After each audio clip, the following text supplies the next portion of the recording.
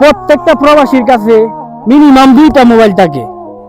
একটা মোবাইল তার ভাই আবদার করেছে, একটা মোবাইল তার বোনে আবদার করেছে।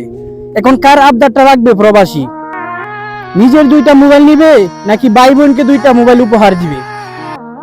এভাবে যদি 50% ট্যাক্স ধরা হয় তাহলে প্রবাসীরা কোথায় যাবে?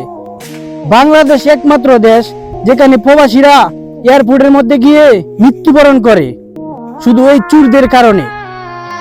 এক বছর পরিশ্রম করে যে সোনা দানা কষ্ট করে অর্জন করে নিয়ে যায় আমার সোনার দেশে, সেখানে গিয়ে তারা অপমানিত হয় নিজের সম্পদগুলা হারিয়ে। কোথায় আমরা বসবাস করি?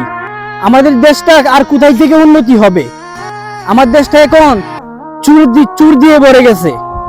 চুরদেরকে যতদিন পর্যন্ত বিতাড়িত না করতে পারবো ততদিন পর্যন্ত আমাদের দেশটা আর কখনো সোনার বাংলা বলা যাবে না।